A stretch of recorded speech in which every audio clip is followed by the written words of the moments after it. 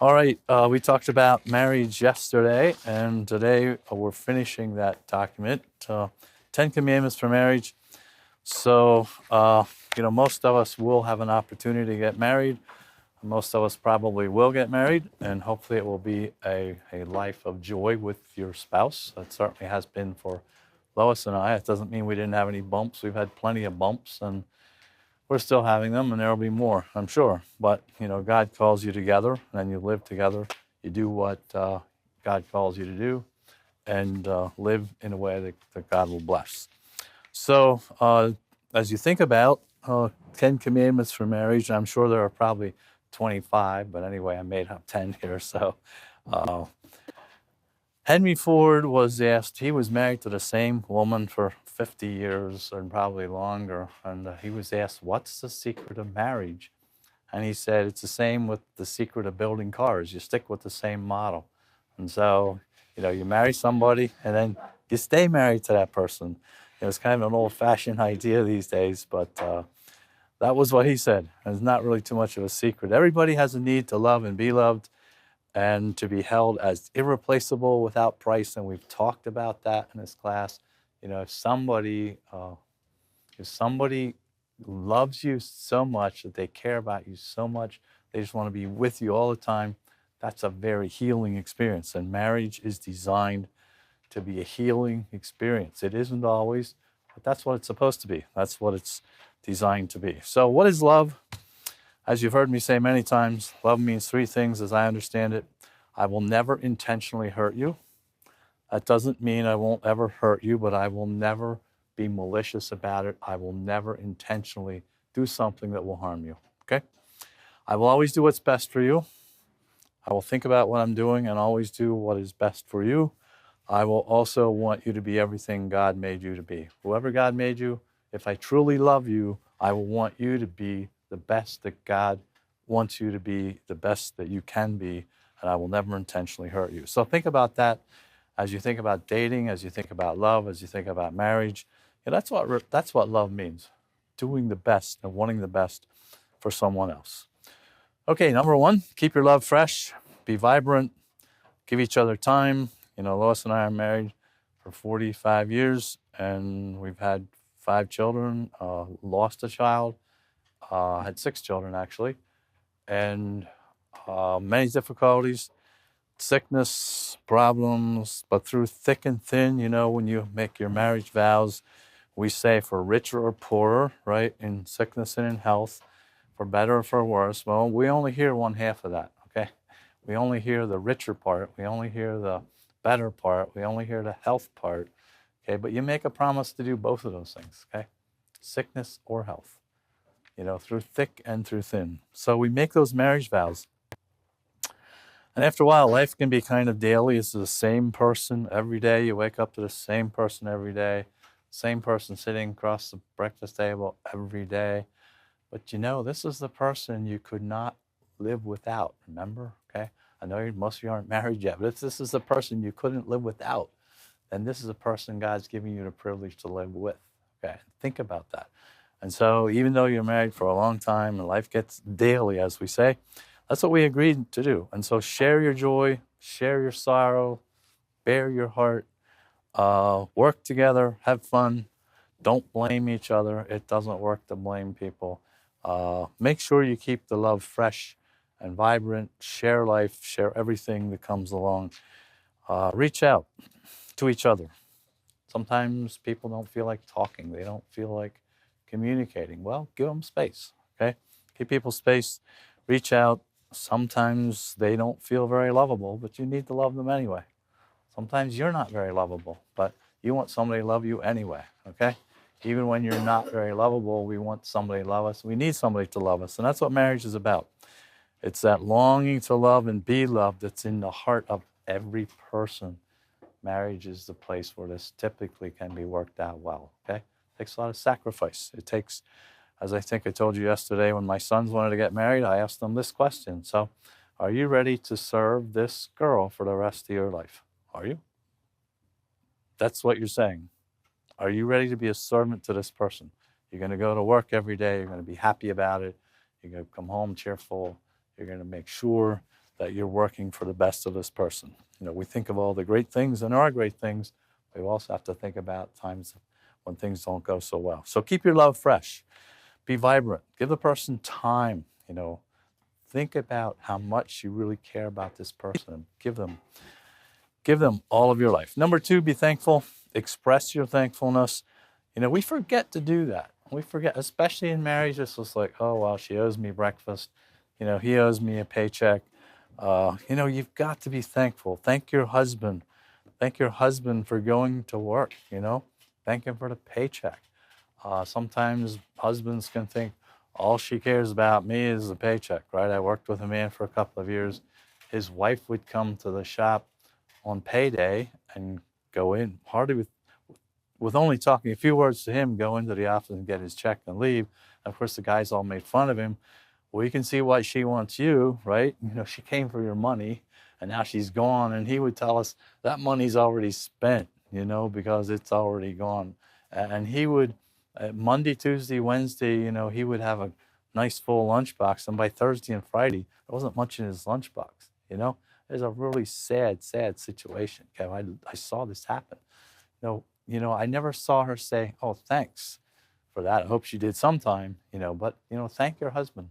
Thank your husband for going to work. I mean, after a while, it gets wearisome going to work. And thank your wife for taking care of the house. Thank her for taking care of the children. Thank her for breakfast. I thanked Lois for breakfast this morning. Sometimes I forget, but it's really important. Be grateful. Have that thankfulness in your heart. Just a spirit of thankfulness. We have to sometimes remember that our spouse, our husband and wife, does not need to earn our love. It can come to that. You're married for a while and you think, oh, she doesn't really deserve much love today because she didn't do this, or he doesn't deserve much love or respect today. But they don't have to deserve it. It's theirs, okay? You promised that, and you love this person. So I know this all sounds like words on a page, but you may be here someday, okay? So think about it. Take it along with you. Take it along in your heart. Make sure your spouse does not have to earn your love. She deserves it. He deserves that. And don't make them have to earn it, because that's really, really difficult to do. So thank each other for everything. Thank each other for the physical love. Thank each other for the emotional love. Thank each other for what you bring to the marriage and what you've done for each other. It's just really important. Have that spirit of thankfulness, spirit of gratefulness, and don't think about your spouse as somebody you need to change. You can't really change this person. God can change them. You can love them. You probably can't change them much. As men, when I talk to men, most of us as men get paid to fix things. Is that right? We're on the job. Hey, fix the problem. And then we come home with the same mentality. Walk in the house and we look around. Oh, that's wrong, and that's wrong, and that's wrong. This isn't the way to make domestic tranquility. When you walk in the house, you're not there to fix things. So you might have gotten paid very well to fix things all day long, and you're on a job. And it's been part of my life as working mechanicals, and you get on a job and they want you to find the problem, right? And so you're looking around and you found a problem. Oh, they're so happy you found the problem. When you come in the house and you find problems, your wife isn't going to say, "Oh dear, I'm so glad you found all the problems." It doesn't work exactly like that. So when you come home, you're part of the problem, okay? And you're part of resolving the problem, and you're part of being part of this family, part of this husband and wife marriage. So be careful. As men, we like to fix things, and women don't want to be fixed, okay? They want to be loved. And so think about that. And men don't want to be fixed either. They want to be cared for. It's important that we do that. So be thankful. Guard your heart, men. Guard your eyes and your heart. Women, guard your heart. All kinds of stuff out there. I remember back to public school, schoolgirls, waitresses in restaurants. I remember a lady in a waiting room. I went to the dentist one time, and this lady just struck up a conversation with me, and it seemed like she wanted to talk. Well, what's this all about? Do I allow my mind and my heart to be drawn away by somebody? There were only two of us in the waiting room. So, or it's a time to guard your heart, man. It's a time to guard your eyes. It's time to realize, hey, here's a friendly person, but this is not somebody that God's placed in your life. Okay. So we need to think seriously about that. Same thing with women. It's easy for us to, as women, it's easy for women to maybe not guard their heart. Maybe things aren't going so well in a marriage, things aren't going so well at home. And all of a sudden, there's somebody there who's kind. Could be the pastor, or it could be a counselor, or it could be a repairman. It could be anybody. It could be a neighbor or a friend. And all of a sudden, you find your heart attaching to somebody else. Don't do that. You have a husband, husbands, you have a wife. It doesn't mean you'll never, ever see or meet anybody else in the world who's attractive. You will. Lots of wonderful people in the world. But you make a commitment to one person, and then we guard our eyes, we guard our heart. Make sure we've talked about boundaries in this class, right? Time, emotions, your mind, your body, your spirit. Okay, guard those boundaries. Guard those boundaries so you don't get caught up in the wrong things here. So we need to guard our marriage. We need boundaries around our lives, but as married people, we need boundaries around the marriage. Okay, nobody really is allowed in there. I want to make sure in our lives that we are not bad mouthing our spouse. Easy to do that. He wasn't treating me very well this week, and you start telling your friends about it. Or maybe she wasn't treating you well this week, and you tell the other guys about it. Don't do that. Okay, you must guard. Guard not only yourself, your eyes, your heart, but guard your marriage too. Make sure that those things don't get inside of there. Number 4, use magic words. You know what magic words are? Like please and thank you and I'm sorry. Forgive me. Really important. It's so easy to do that, but it's so easy to forget. It's so easy. You can do this. It's not difficult to do it, but it's so easy to forget. If you do something that's wrong, say you're sorry. Big people do that. Huge people do that. Little people can't do that. They can't say they're sorry. They can't say, please forgive me. Got to do that. And then be sorry. Don't just say you're sorry, but act sorry and be sorry and do something about it. Don't just do it over and over again.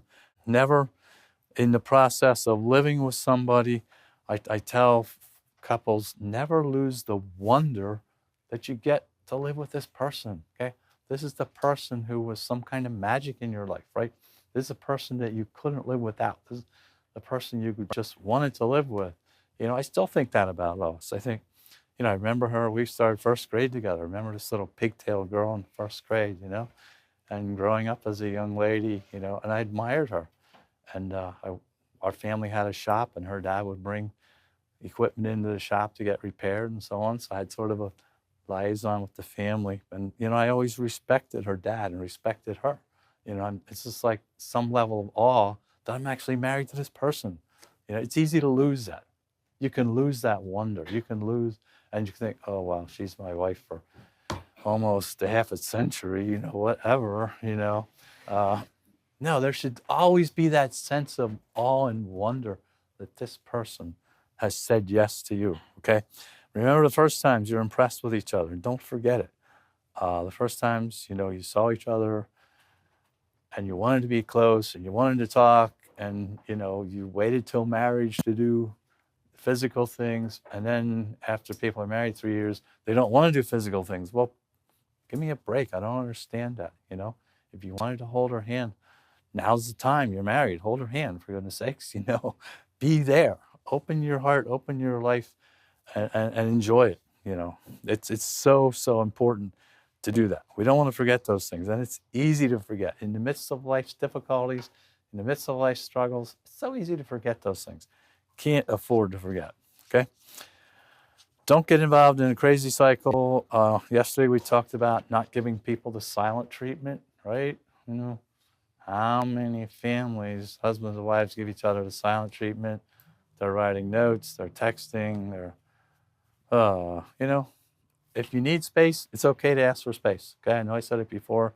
It's okay. You might say, dear, I need the evening off, okay? Go sit in the woods and pray or cry or read a book or whatever you have to do. Get the space, take the space, but then come back, okay? And give the person space. Give your wife space. We talked about, Yesterday we talked about making sure that the wife has other ladies with whom to relate, making sure the man has other men with whom to relate. I made the mistake of thinking I could meet all my wife's needs. I couldn't, and I can't. Yesterday the staff ladies, they get together every Thursday afternoon. That's important, very important. Okay, usually after chapel, the staff men get together, talk. That's important. We need each other, and ladies can bring something to your wife that you can't bring, men. And this whole idea, I know sometimes within really conservative circles, we think the husband should meet all the wife's needs. That's a myth, okay? Forget it. It won't work, okay? She has needs you cannot meet, and you'll never be able to. And you have needs she can't meet. We need godly men together, need godly women together. And if you do that, just amazing how well life can work. Okay, number 5, learn spouse's love language. Women need words of love. Men need words of affirmation. It's just amazing what you can do if you will affirm a man in what he's doing. It really is amazing, truly amazing. If you just appreciate a man for what he's done. I mean, he can go a long time. It was Samuel Clemens said he could go a whole month on one good compliment. That doesn't take so many. That only takes 12 a year, right? So hopefully it'll be more than that. But it's amazing what can happen. Or expressing love to your wife. She needs that. She needs to hear you say, I love you. It's not like I told her I loved her when we got married. If it ever changes, I'll let her know, right? Or something like that, right? You hear this kind of stuff. Or this one man, this is a little crazy story here, but he and his wife went to a counselor, and he was not expressing love to his wife. And finally the counselor, this is a made-up story, okay? It's a made-up story. It's apocryphal. So, lest you think I do this, okay? So, you don't even know what I'm going to say yet, right? So, finally, in exasperation, the counselor hugs the wife like this, and he says to the husband, now that's what she needs, at least 2 days a week. And the husband says, oh, what day shall I bring her in? So he sort of didn't get the point of it. Right? So it's not a true story, but it illustrates the point that some guys just don't get it, okay? So that's why I'm talking to the men here, Your wife absolutely needs to know you love her, okay? And so make sure we use the love language that they have. Find out, what is it? We all have some similar needs, okay? Men really need physical love language, and so do women, okay? We all need words of affirmation. I'm not going to get into love languages here. Women need time. They need warmth. They need words. Women especially need words. And it's been a problem in our marriage because I teach. If I'm teaching 3, 4, 5 hours a day, when I get home, my words are used up, Well, I've used more words than I had. And so now I'm supposed to talk to my wife. But well, she needs somebody to talk to her, and she needs me to talk with her. And so if you understand women, man, you will talk to your wife. You won't just say, no, that's nice, behind the newspaper, right? On Saturday morning, my sons took me out for breakfast, which was very special. And it's very fascinating to sit there along the window in the diner and watch all the old people streaming in, and most of them had newspapers under their arms, and then they'd sit there, husband and wife, and he's behind his newspaper, and she's reading I don't know which page she was reading. He's probably reading the sports page or something, I'm thinking, they went out for breakfast to do that. You could do that at home, if you're not going to talk or have a good time. So think about your spouse's love language. What is it that really expresses love to them? Find out what that is, and especially words. We need to do that. Women also like to be touched, and so do men. Give your wife a back rub, and don't break any bones, guys. I know you're strong, so you don't want to break any ribs or anything. So be gentle. I told you the story yesterday about a guy who wasn't very gentle with his wife, and it's embarrassing to try to counsel people like that. How do you tell them to be physically gentle with your wife? Sometimes you have to do that. So, but touch can be very healing. Even in marriage, it can be very, very healing.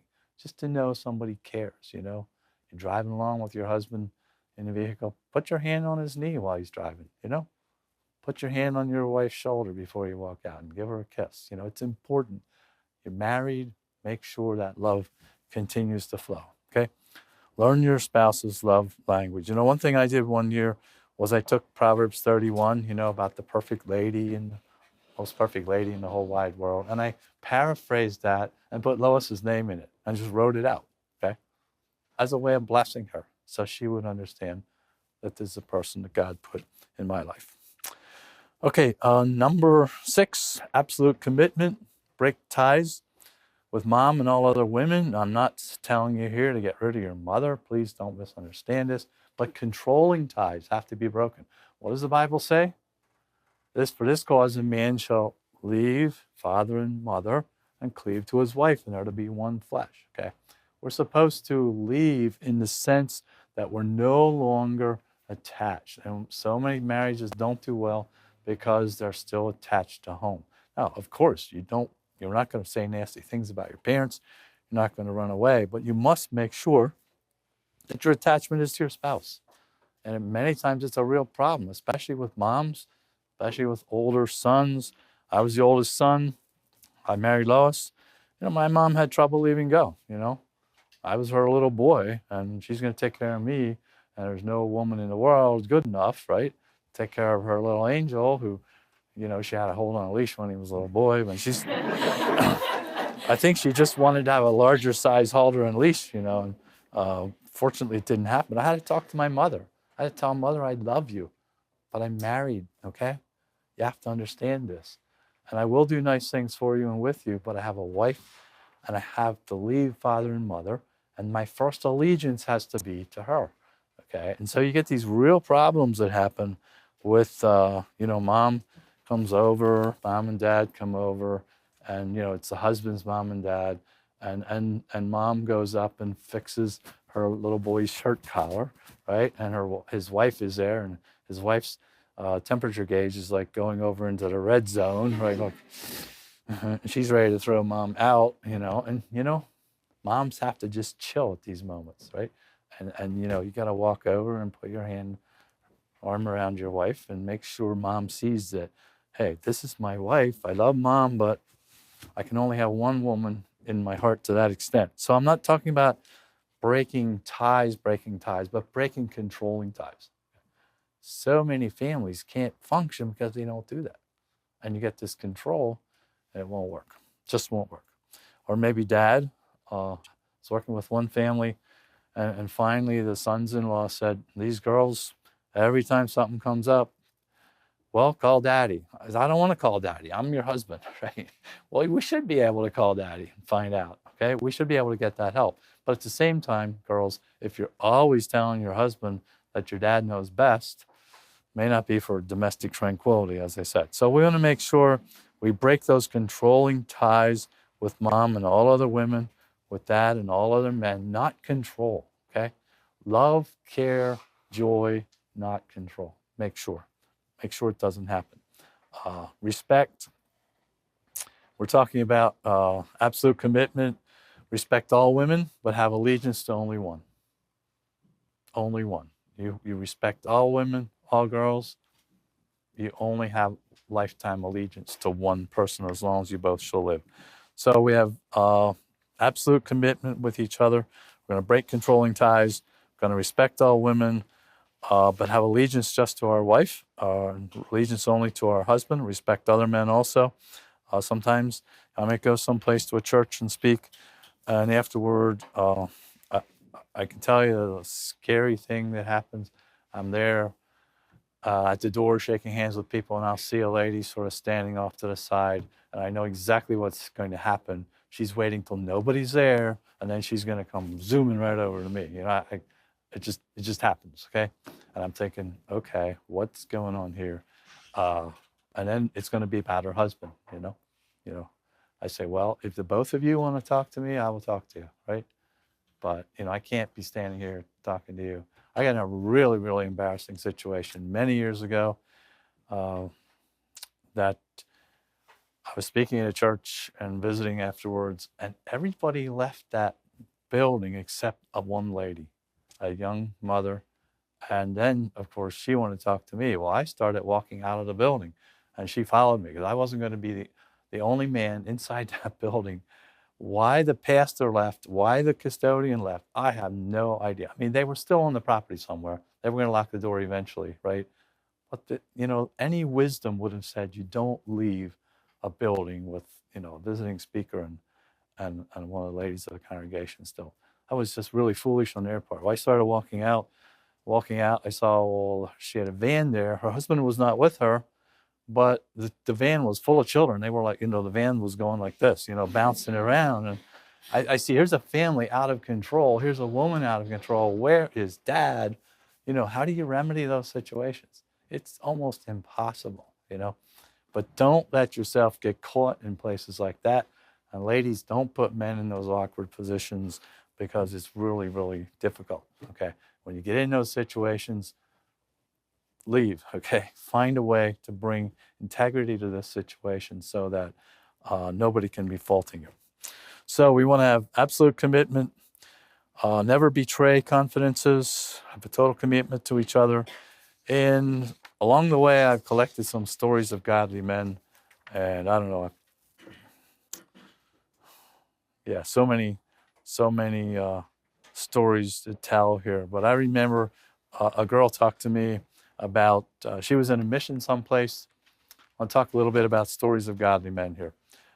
She was on a mission and she did something foolish. She broke a piece of equipment. It was very expensive. And she felt so terrible about it. And she was mostly concerned, that is a Mennonite mission. She was mostly concerned that the man who was in charge of the mission is going to lower the boom on her. And she told me the story. She said it was such a wonderful experience. This man said, "You're just as special. You're just as fine a person as if you had not done that." And she was like, she was so relieved that a godly man would honor her, even though she did something foolish. She thought she's going to get the boom lowered on her head and she's going to get thrown out of the mission. Nothing of the sort. Okay. He was so kind, so gracious. That's what brings healing. Okay. A total commitment, but godly men bringing healing into people's lives. Another situation, this mother was kind of frantically going to the store and children in the vehicle, and she's coming up to a stop sign, and she was so busy with the children, she didn't see the vehicle in front of her stop in time, and she hit the bumper of the vehicle in front of her. And she starts crying, and here comes the man up front, gets out of the car and comes back, and she thinks, oh no, I'm really going to hear an earful now. But instead of that, the man was so gracious. He said, "I'm sorry this happened, is there something I can do to help?" And this lady just melts, okay? A godly man can bring so much healing into a situation like that when people need that. And so just so many stories like that where a man is in a situation where he could do something wrong, he could do something right. I think of another young man who was with his girlfriend at a friend's house, and they told me about this. Somebody slipped in a DVD, and up comes a movie that was not appropriate. And he said, "I took my girlfriend's hand," and I don't know if they were doing hands-off dating or what, but I think it was kind of dark in there. But he said, "I took my girlfriend's hand and said, 'We're going,' and walked out, left." Okay. That's what godly men do. Okay. They say, "Look, this is not the situation we should be in." So think about being godly men and godly women. It's really, really important. You want to have a happy marriage? Most of us do. We can. It really is possible. But we're going to have to do some things that are really, really important to make sure it happens. Okay, number 7. Marriage is not about you. You love your spouse and God will love you. Love your spouse and God will love you. Okay? Maybe you won't receive the love the way you think you want it. Most of us don't. When you have a child, we lost a child.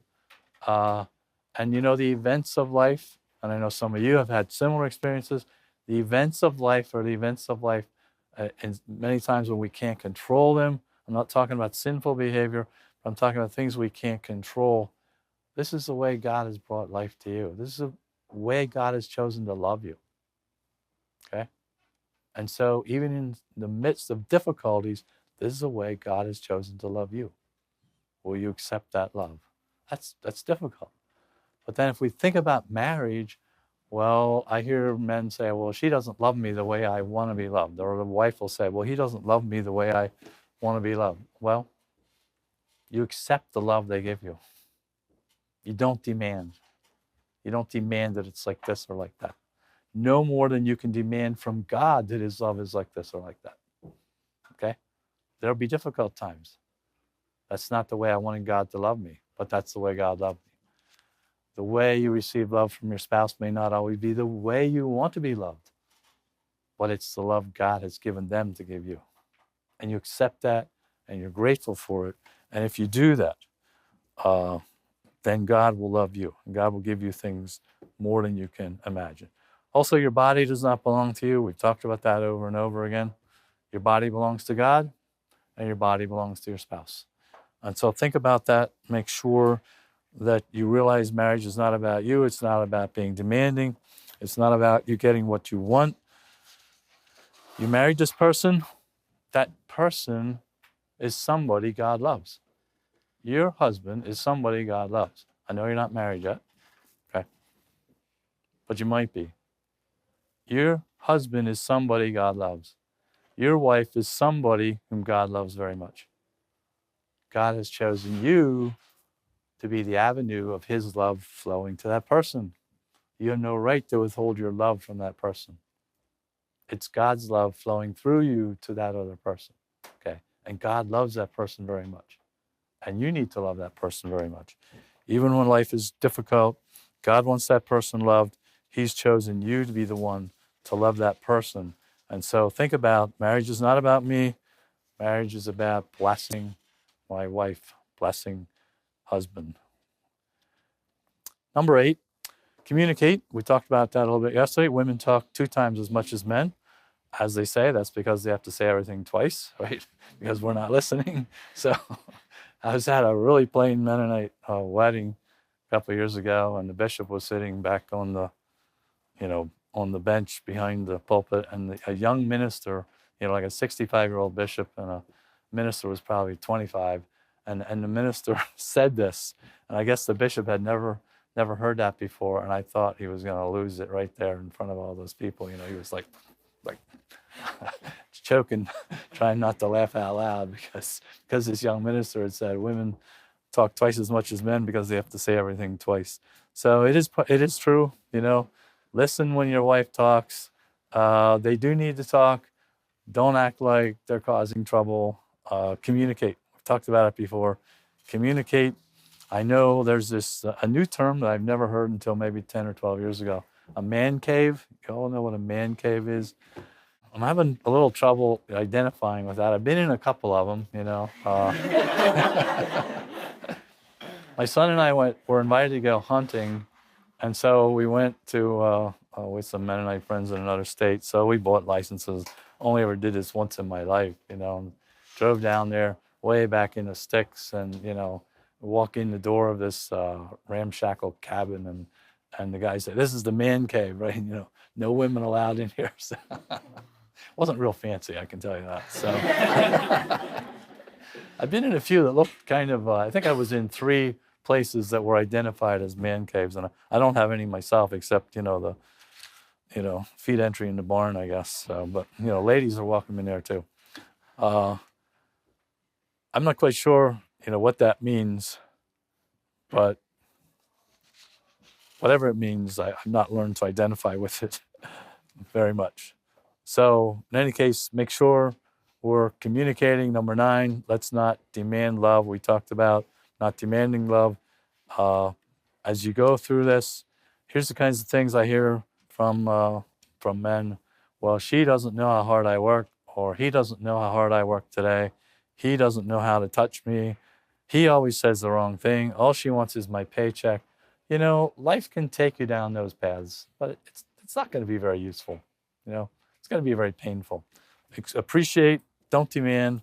Appreciate, accept the love you're given. Respect the person. Express your needs and desires, and then give them space. Express their needs. If you'd like to take a walk in the woods, say so. If you'd like to go visit Grandpa and Grandma, say so, and then make some plans to do those things. Number 10 on our list is we are brothers and sisters.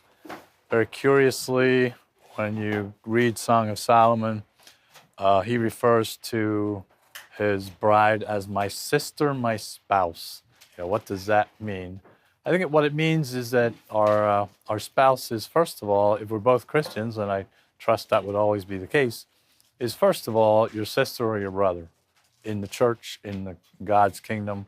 This person is indeed your sister. This person is indeed your brother. And when you think about that, what you're thinking about then is that your spouse is a child of God. If your spouse is a child of God, and you know how parents take good care of their children, you think God would take good care of his children, you better take good care of his child, okay?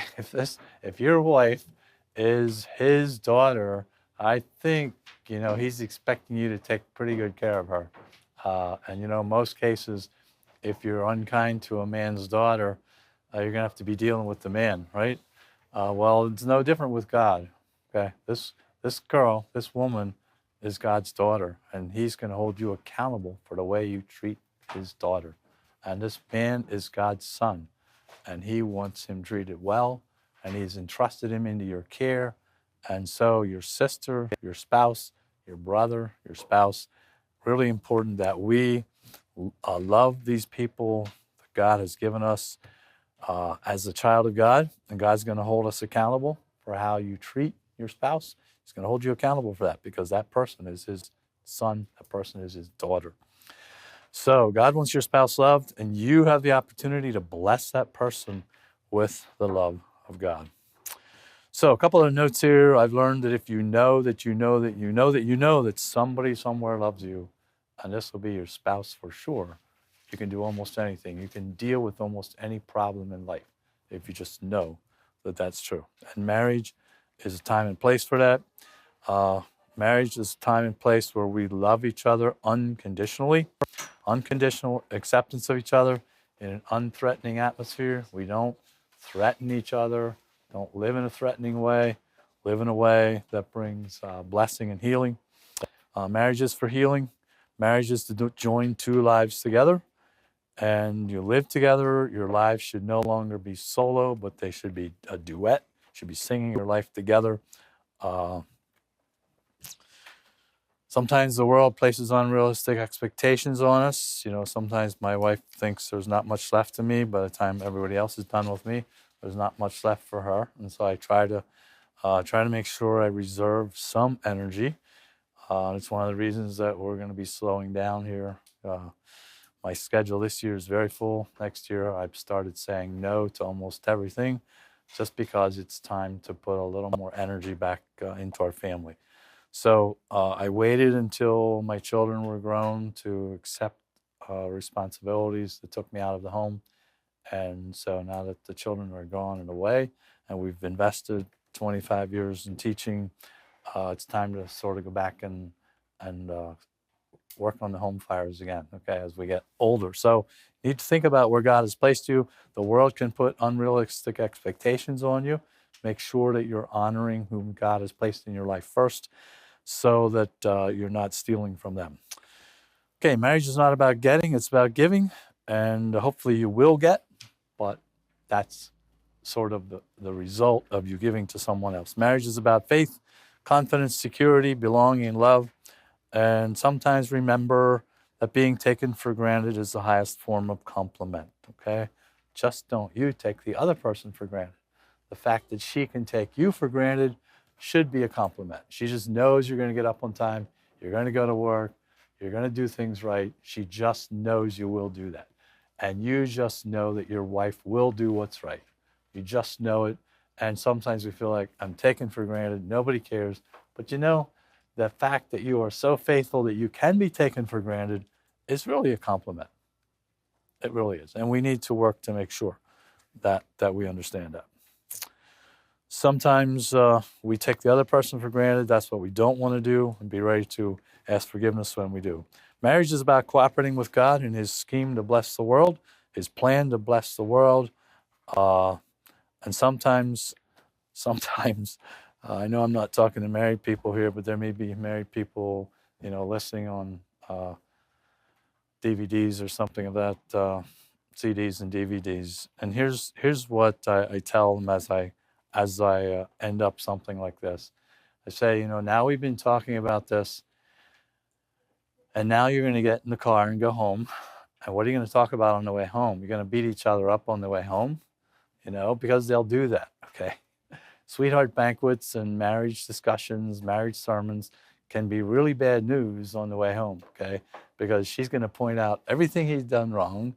He's going to point out everything she's done wrong. So the point of this is not to show you how the other person has done something wrong. The other person, of course, needs to take responsibility for him or herself. So just because you've heard something about marriage and you might be thinking about how your spouse is not doing everything right, well, maybe you're not either. So think about it in a way in which you can bring blessing to that person. And remember, the definition I'm using for love is that number one, I will never intentionally hurt you. Number two, I will always do what is best for you. And number three, I want you to be everything God wants you to be. So make sure you're telling this person I love you, and make sure you're telling this person thank you for loving me. Okay, just wanted to talk a little bit about systems counseling. I know we talked about it just a little bit, but we're soon going to be out of here and going home, and you'll have people to see and people to talk to. And sometimes it's not just about the person, it's about the system they're involved in. So we think about a system and we think about 100%. It takes 100% to run the system. So you think about what part of the system the person is involved with. Say a family system, think about it in terms of a pie. You might have the mother and the father, and probably I should make these a little bit bigger here. Maybe the mother and the father putting into the system, and then you might have 4 children, 1, 2, 3, 4, and to make the farm work, they each have to put in so much energy. Maybe they're each putting in, maybe this dad's putting in 30%. See how my math is here. Maybe mom's putting in 20, and we have a son who's putting in 20, son who's putting in 20, and a son who's putting in 10 or something like that. Let's see, how many is that? 50. Yeah, I'm starting to run out of stuff here, aren't I? So anyway, am I getting close? Okay, 2 little children. In any case, whether the numbers are right or not, you get the idea. So let's say something happens. Maybe this child, maybe this is a daughter, okay? And this is a son. And maybe this daughter is coming to you and saying, things aren't going so well at home. And you try and find out why. And then you can just deal with this person, or you can think about the system in which they live. You start asking questions about that. And maybe what's happened is maybe mother's going to have another baby. She can only put 10% in here. And that means if somebody's going to make up the difference, and this is the oldest daughter, probably this person's going to have to put in 30%, okay? So now we all of a sudden have more pressure on this person. So we're going to have to find out how can we deal with that. And let's say she starts dating, which means she's part of another system, okay? So this person all of a sudden gets connected into another system where she is putting energy into somebody's life. And this person, of course, is part of the family too. And so now she wants to take some of her energy out of here. And this whole system is going to start struggling, right? So she starts taking some energy out of that, and she's dropping this back to 20. And now she's putting 10% of her energy over into this system. So we have to think about who's doing what, how much energy is going where, okay? And then we have to try and figure out if there's some way to remedy that situation. Can we pull some energy in? Can we make sure that mom's not getting in too much trouble here, because probably, she's way too busy. So maybe we have to find some help from mother. Maybe we have to get 10% energy out of somebody else's system over here and ask them to enter that in here. So this system has 10 plus 10, which is now 20, which is going to make it possible for this girl to just stay at 20, even though, she's putting some over here too. Okay? It's kind of making some kind of sense. All right. So, or maybe let's say dad gets ordained, or he gets another job, or he buys another farm, and his energy starts going out here, and he reduces his energy on the home farm and at home down to 20%. And then he's expecting these boys to each pick up another, okay? And you could find some stress in the little boys' lives too, the younger boys' lives, as they're asked to do things that are maybe a little bit more than what they can handle. So we think about the system in which the person lives, or you can just get a system in which maybe all these outside things are not happening so much, but you might get a father who's uninvolved, okay? Instead of dad putting in 20% at home, he only puts in 10% at home. And back here, get to mom, and she has to put in, maybe mom has to put in 30% just to make the house work. I know my scales aren't working anymore here. But if dad's not doing this, and this son is struggling because of that, and he's frustrated, and you start talking with him, and you find out that the problem is that dad's not putting enough energy in, what are we going to do? Probably we can't fix this by talking to the son. We might have to get back here and talk to dad, okay? Or we might have to go back here and talk to mom if she's the one who's causing the problems. So if these people are not investing the energy, emotional energy, physical energy in terms of doing the work, spiritual energy in terms of supporting the family, emotional energy in terms of being involved with the children, if that's not there, probably we're going to have to try and get somebody up here to bring some energy into dad's life, maybe energy into mom's life, to see if we can't help those people see that they need to put enough energy in here to make the system work. Think about energy and where it's going, who's doing what, what's not going to get done. So not just think about the individual, think about the system in which they live, okay? And think about yourself. You're away for school. Maybe you want to go away in the evening. Maybe you want to go away for a week or something. Can you do something to lead up to that so that the energy you're going to take out of the home is not going to be missed as badly? Yeah, as you go home, we'll talk about this a little bit more next week, but as you go home, hopefully what's happened at Bible school is that you've had a break from whatever was at home. Probably by now you're ready to go back or ready to go on tour or something of that sort. But a couple things I'd like to say about that. I think there's something going to be said in chapel about it today. So I'm not sure what all they're going to say, but be strong, okay? One of the things you should learn at Bible school is strength. You should develop strength from being at Bible school. You've had an opportunity to do a lot about your own time usage. Have you used it well? Are you remembering the things you've learned? Can you take those things along home and use them? Don't go home and try to change the world right away. They're going to give SMBI a bad name. They're going to say, we don't want anybody going back there again. So be gentle when you go home. In your own life, you've got to build some plan and structure into your life, especially if you're going back to a difficult situation, and some people do. Make sure you're going back to a situation that is a situation in which you are willing to invest time and energy. And as a part of that, I always tell people to build some windows into their lives, set some dates. Hey, I'm going to do this on a certain date. Stay in touch with the people at Bible school. Many times that sort of becomes a part of a family. You know, you think of yourself as the many people you've met and were blessed with at Bible school. So think in those terms. Also think in terms of maybe making some plans on a date out in the future someplace. Put it on your calendar.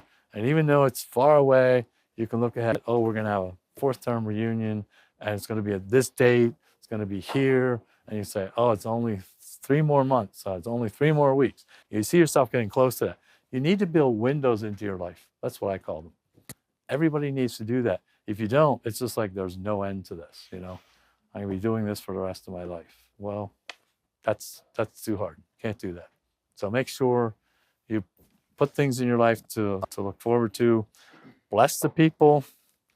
Bless the people you live with. Bless the people at church. Bless your family. Bless your neighbors.